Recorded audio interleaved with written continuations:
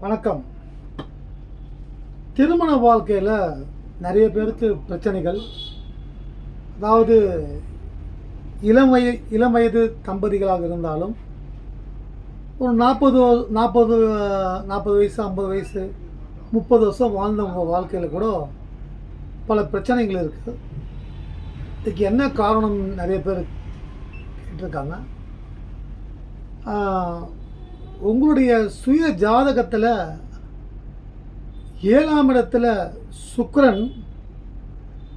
சுக்கிரனோடு சனி, ராகு அல்லது சூரியன் இது போன்ற கிரகங்கள் இருந்தால் திருமணம் தாமதமாகும்.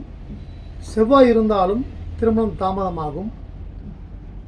திருமணம் செய்தாலும் அவர்கள் வாழ்க்கையில் நிறைய சிக்கல்கள், சண்டை சச்சரவுகள், எலியும் பூனையுமாக பகையாகவே வீட்டில் இருப்பாங்க. எப்போ அவங்க சண்டை போடுவாங்க, எப்போ அவங்க அமைதியாக இருப்பாங்கன்றது தெரியாது. அதே சமயம் அதே 7ஆம் இடத்துல சூரியன், சுக்கிரன், சனி, ராகு, செவ்வாய் இந்த கிரகங்கள் இருந்து குரு பார்வை பெற்றால் மனைவி மூலமாக சொத்துக்கள் கிடைக்கும், கணவன் மூலமாக சொத்துக்கள் கிடைக்கும். நல்ல ரொம்ப நிறைய வியாபாரத்தில் ஜொலிப்பாங்க. குரு பார்வை இல்லை என்றால் அவர்களுக்கு நிறைய கடன் தொல்லைகள், தொழில் வியாபாரம் செய்யறதில் பிரச்சனைகள் இதெல்லாம் இருக்கும். அதே சமயம் பார்த்திங்கன்னா அதே குரு பார்வை பெற்றால் நிறைய நன்மைகள், சந்தோஷங்கள், திருமண வாழ்க்கையில் சந்தோஷம், நிறைய வருமானம், சொந்த வீடு, வாகனம் இது எல்லாமே வரும். இப்போ குரு பார்வை இல்லை இது போன்ற சூழலில் இருப்பவர்கள் எந்த கடவுளை வணங்க வேண்டும், என்ன பரிகாரம் என்று சொன்னால், பரிகாரம் என்பது கடவுளை முழு மனதோடு, அதாவது மெய்யுணர்வோடு, எந்த ஒரு கவன சிந்தனைகள் இல்லாமல் கடவுளை இந்த அழுது மனசாலேயே கண்ணீர் விட்டு அழுவாங்க தெரியுங்களா, அழுது தன்னுடைய வேண்டுதலை செய்வாங்க. அதுதான் பரிகாரம். அப்படி அந்த கடவுளை மெய்யுணர்ந்து எனக்கு வாழ்க்கையில் நிம்மதி வேண்டும், நல்ல வேலை கிடைக்க வேண்டும், கடன் தொல்லைகள் நீங்க வேண்டும், மனைவி மூலமாக நிம்மதி வேண்டும், கணவன் மூலமாக நிம்மதி வேண்டும், எனக்கு வீட்டிலேயே நிம்மதியாக இருக்க முடியல, எனக்கு எப்போ பார்த்தாலும் சுற்றி ஒரே பிரச்சனையாக இருக்குது அப்படின்னு சொல்லி சுக்கிர பகவானை, நவகிரகத்தில் இருக்கக்கூடிய சுக்கிர பகவானை வழிபடுவது, வெள்ளிக்கிழமை என்று சுக்கிர பகவானை வழிபடுவது, ஒவ்வொரு கோயில், பெருமாள் கோயிலில் ஒவ்வொரு கோயில்லையும் ஸ்ரீ ரங்கநாதர் பெருமாள் படுத்துருப்பார், பாம்புங்க மேலே படுத்துருப்பார் ஸ்ரீ ரங்கநாதர். அந்த பெருமாளுக்கு துளசி அர்ச்சனை செய்து வழிபடுவது. அடுத்து செவ்வாய் 7ஆம் வீட்டில் இருந்தால் முருகப்பெருமானை வழிபடுவது, திருச்செந்தூர் முருகப்பெருமானை வழிபடுவது. நவகிரகத்தில் இருக்கக்கூடிய செவ்வாய் பகவானுக்கு செவ்வாய்க்கிழமை என்று செவ்வாய் ஓரையில் அவருக்கு அரளிப்பூ அர்ச்சனை, முழுத்தோரை பருப்பு, ஆரஞ்சு நிற வஸ்திரம் வைத்து தீபமேற்றி அர்ச்சனை செய்து வழிபடுவது நல்லது. அப்போ அந்த தோஷம் யோகமாக மாறும். முடிஞ்சால் கஞ்சனூர் சென்று வழிபடுவது நல்லது.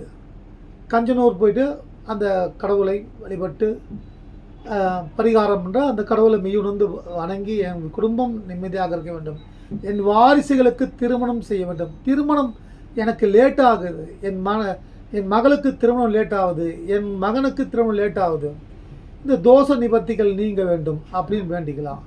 அதே 7ஆம் இடத்துல சுக்கிரனோடு சூரியனோடு ராகு இருந்தால் திருக்காளஹஸ்தி, திருப்பாம்பன்புரம், திருநாகேஸ்வரம் போன்ற சர்வஸ்தலங்களுக்கு சென்று, கீழ்பெரும்பள்ளம் போன்ற ஸ்தலங்களுக்கு சென்று சர்வசாந்தி, திருமண தடை தோஷ நிவர்த்தி பூஜை செய்து வழிபடுவது அதாவது நிம்மதி உண்டாகும்.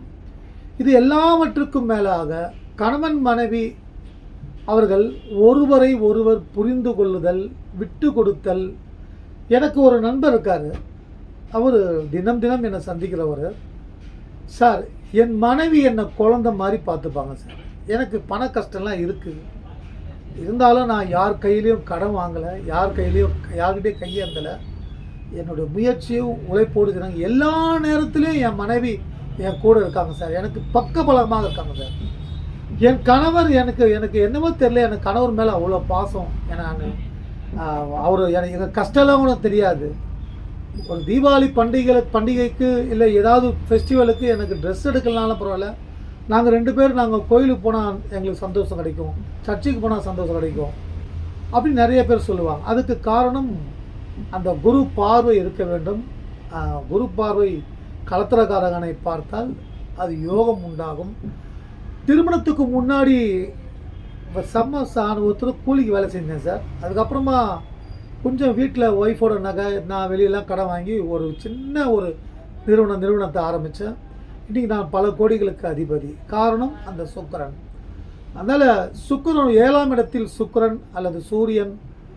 சூரியனுக்கு என்ன பரிகாரம் பார்த்தீங்கன்னா, லக்ஷ்மி நரசிம்மரை வழிபடுவாங்க. நரசிம்மர் பகவான் அந்த இரணியனை வதம் பண்ண பிறகு அவர் சாந்தி ஆகலை. ஒவ்வொரு கோயில்லையும் நரசிம்மர் மடியில் மகாலட்சுமி உட்கார்ந்து நிற்பாங்க. பார்த்துக்கலாம், எல்லாம் பார்க்கலாம்.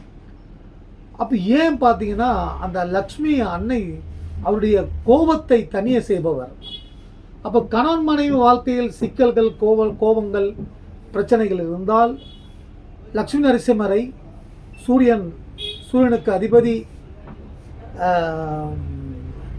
சிவபெருமான், லக்ஷ்மி நரசிம்மர், அந்த லக்ஷ்மி நரசிம்மரை வழிபடுவதன் மூலமாக அவருக்கு அரளிப்பூ வைத்து 9 மாதம் தொடர்ச்சியாக மாதம் ஒரு சனிக்கிழமை அன்று அரளிப்பூ வைத்து அவருக்கு அர்ச்சனை செய்து நீங்கள் வீட்டிலேயே கூட வழிபடலாம். லக்ஷ்மி நரசிம்மரை வச்சு அதில் ஒரு நெல் இல்லை அரிசி அது இருந்ததுன்னா, இல்லை கோதுமை, அதை ஒரு தட்டில் போட்டு பரப்பிட்டு, எங்கள் துன்பம் நீங்க வேண்டும், கணவன் மனைவி ஒத்துமையாக இருக்க வேண்டும், இல்லை என்னுடைய சுற்றி கடன் இருக்குதுன்னா, என்ன கடன் கொள்ள எதிரிகள் இருந்தாங்கன்னா அவங்க பேரை எழுதி, இவங்க எங்கள் வாழ்க்கையில் தலையிடக்கூடாது, இவங்களிடமிருந்து எனக்கு விடுதலை கொடு.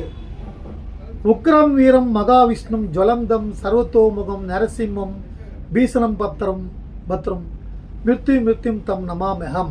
இந்த ஸ்லோகம் சொல்லி தீபம் ஏற்றி வழிபட்டு வந்தீங்கன்னா அந்த எதிரிகள் விலகுவார்கள். கணவன் மனைவி வாழ்க்கையில் நிம்மதிகள் உண்டாகும், பண வரவு உண்டாகும். இது திருமண வாழ்க்கையில் பிரச்சனை இருப்பவர்கள் இந்த எளிதான பரிகாரங்களை, கடவுள் வழிபாடு தான், அதை நாம் எல்லாரும் சொன்னது தான், நான் ஒன்றும் புதுசாக சொல்லலை. இதை முழு மனசோடு நீங்கள் வழிபட்டீங்கன்னா நிச்சயம் வெற்றி உண்டாகும். வாழ்க வாழ்க. வணக்கம்.